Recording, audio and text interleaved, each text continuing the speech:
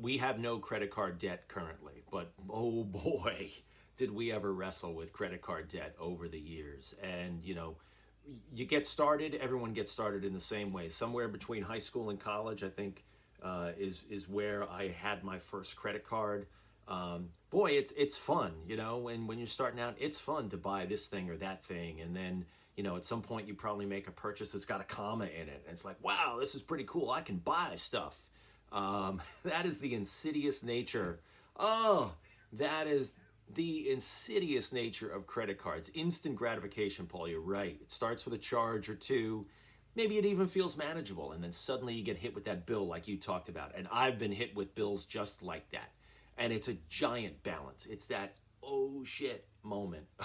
You're like, whoa, I don't have anywhere near this amount of money. And maybe if you're completely disorganized, you have no idea how you're even going to pay it off.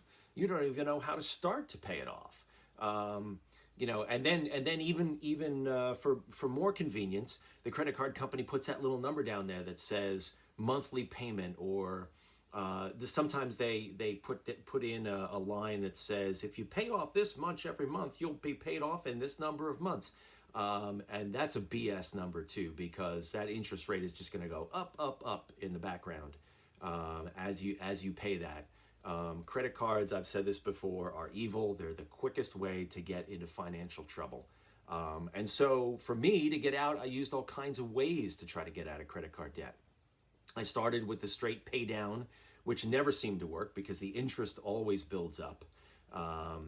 And if you looked at an amortization graph on a credit card, your jaw would hit the floor.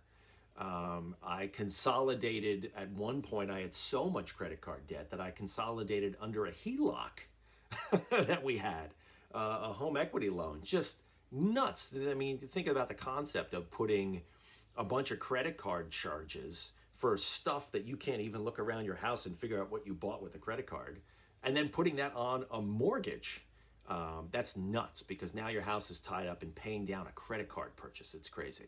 I did also consolidate under a 0% card, which I still found challenging to pay off. I finally got rid of our gigantic credit card debt a few years ago. I actually was talking to our financial professional, and what we did was we took out a loan against the 401k, which sounds nuts, but there was no penalty against it. But we took out a loan against the 401k and had it automatically withdrawn from my checking account every month. So this was like forced debt pay down. It was painful, but we got it done. I think it took about 2.5 years, but finally got it done. And the credit card debt is gone. We have zero balances on the one credit card that we maintain. And we use that credit card, like I've said in the past. We do use it, but we use it for large one-off purchases, where we also have the money in the bank to use the credit card. So it's more like an insurance plan, and it doesn't mess with the weekly cash budget where we're paying bills and setting aside savings and doing all that other stuff. We execute the charge on the credit card.